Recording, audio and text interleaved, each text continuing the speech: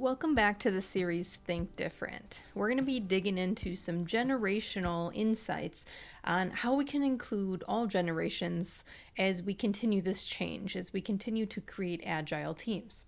If you're not already connected, connect with me out on social media or subscribe to this channel as this series begins to meet the modern workforce where they're at instead of battling this reality.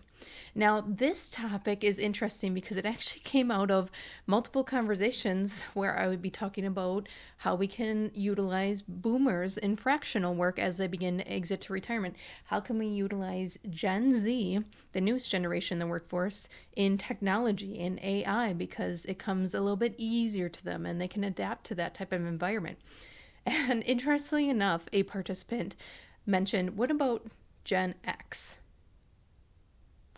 And I haven't been talking about Gen X, so that one's on me. So that's what this episode will be in, is where does Gen X fit? And it's actually the productivity bridge that we've been looking for. So as I began researching behaviors of Gen X, I found out they're the bridge. They're the bridge between these boomers that are extremely experienced and have this tribal knowledge and the other generations that are looking for this massive amount of change.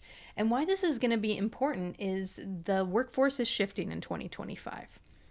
So half of the workforce will be millennials and Gen Z. So they're going to be pushing for this change, and they're going to be pushing for technology as part of this change to make sure it's sustainable. So that's remote work, that's flexibility work, that's integrating systems so we're not doing more. They're exhausted. But Gen X is still 29%. So that's a big hunk of people in the workforce that are providing high value. They've been trained, they've experienced some things, maybe not at the longevity of boomers, but they still have experienced many things. And there's 4 things I found out through this research and referencing some of our Gen X workforce on the productivity that we can actually gain because they're the bridge. They're the bridge between this generation that had to learn through hands, long experiences, and that takes time. These new generations are learning through different avenues, videos, training, which we all know is just a little bit different. It's theory, but when you put it into practice, sometimes that doesn't mesh. So that's what we're going to focus on, is the 4 areas that Gen X will bridge that will actually bring productivity between the generations. And the first one is their adaptability to technology changes. If you think about it, they're the generation that had to adapt to having internet. They're the generation that had the main workforce or the driving of the workforce during the digital transformations. And so they had to figure out, how is this new technology going to work in our workforce when we're going from paper all the way over here to technology. And that's what's interesting about Gen X, is they've had to learn to adapt because this is what's coming. If you picture what's going on right now, technology is advancing faster than humans can keep up. And so we have to adapt to what is coming, the exact same scenario, just at a faster pace. So Gen X has already been through this.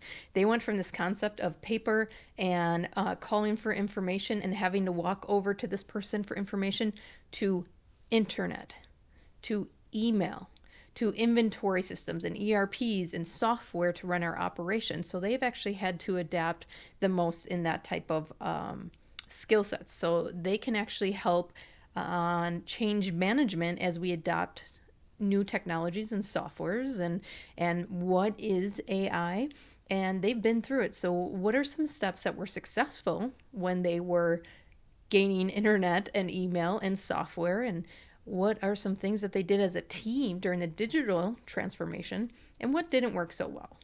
What would they have done differently if it occurs again, because it's happening again? The second thing I want you to focus on, utilizing Gen X for productivity bridge, is independent problem solvers.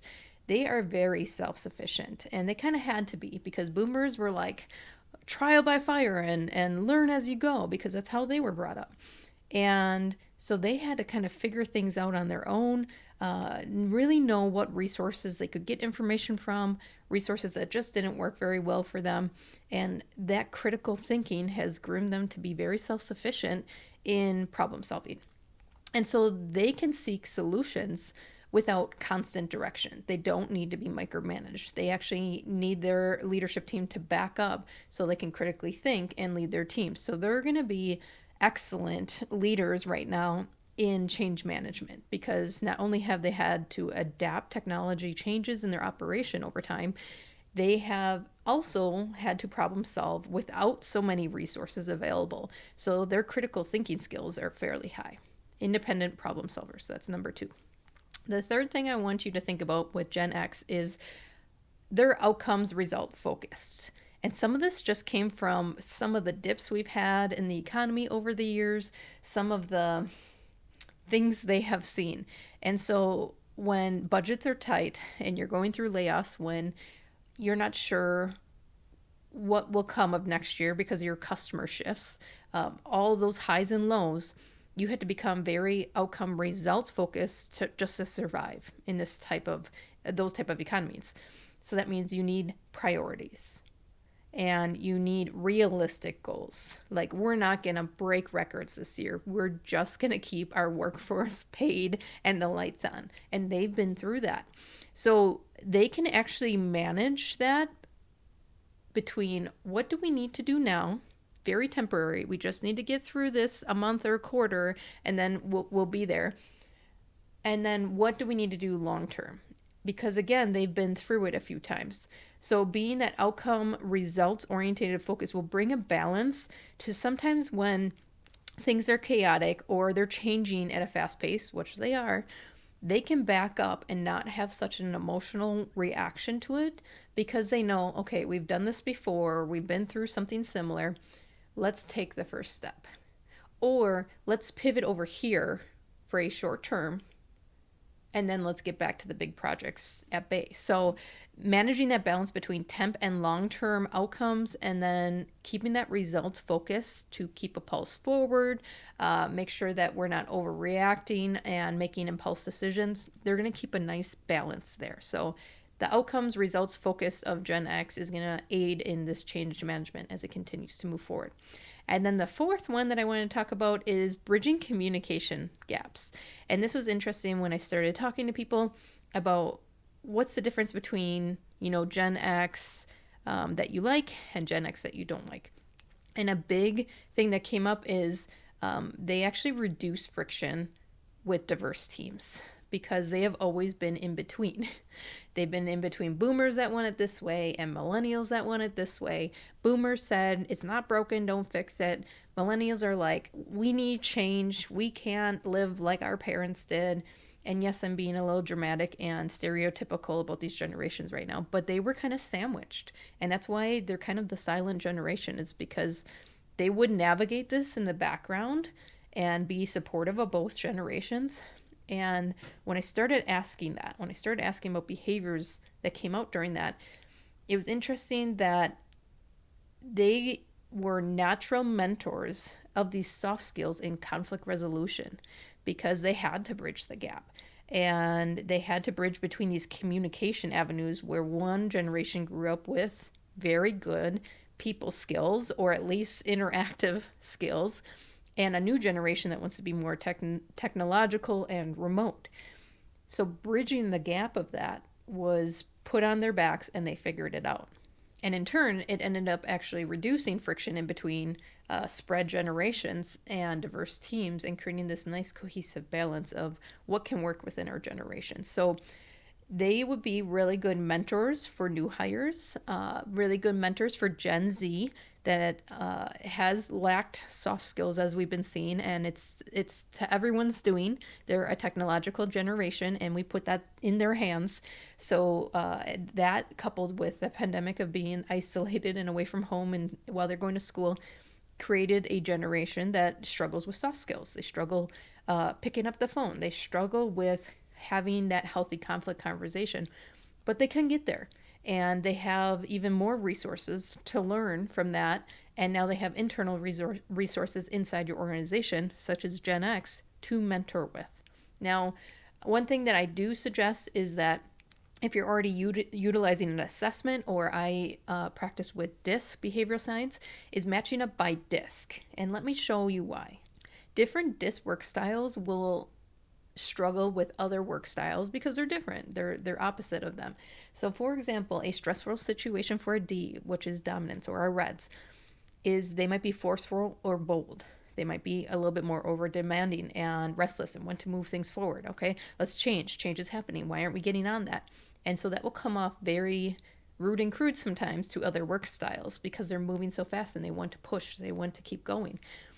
Lining a D person that's maybe low in soft skills and needs to learn or needs a mentor with a Gen X mentor that's a D work style, they've already been through it and they know how to soften those conversations and they know how to get people on board and move a few steps forward so we can have progress. So lining up two Ds, one that has experience and they're closing those communication gaps, and then one who's looking to learn and sponging up all that information and behaviors, will aid faster than opposite work styles. Because let me show you the other one. A complete opposite of a D is an S. So they're very passive and background supportive. If you have an S supporting or mentoring a D, they're already mismatched, all right? Because their behaviors aren't the same. So say I'm a new hire and I'm a high D, which means I want to move fast. I want to move things forward. And someone who's mentoring me is slow and steady and methodical. They're not understanding where I'm coming from. So it's getting even more frustrating. I'm saying, I want to move things forward. The team is just thinking about this and going into data analysis paralysis, and we need to move. We're behind the 8 ball. And an S is like, well, we just need to have some more conversations and we need to blah, blah, blah, blah, blah. It's already like we're disconnected. So moving Gen X into a mentorship role, but also pairing work styles, will get rid of this apprehension that no one gets it. No one's listening. Because they get it. They've been there. They're a high D too, and they've had to work through this. And that's where that productivity bridge is going to really enhance your organization, because when you can create these environments of understanding while also bridging generations and linking work styles, that's a boost. That's a boost right there. And you can just already feel the energy momentum happening. So Gen X is not a lost generation. It is not a silent generation. They have always been here providing value, but through 4 areas, you can actually have a productivity bridge through change by giving them space to speak about how they've adapted to change and these big leaps that we've taken over the last couple decades.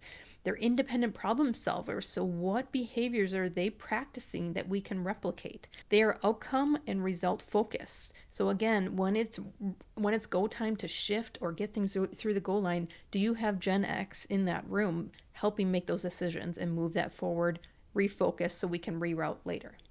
Do you have Gen X in that room so we can refocus and reroute short term and then reset again in the long term?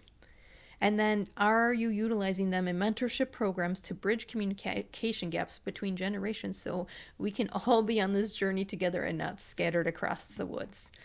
But in order to do any of these things, we have to begin matching people to their work styles, really finding their strengths and understanding one another. And seeing Gen X as a productivity bridge instead of just another working generation, in order to do that, you have to start to think different.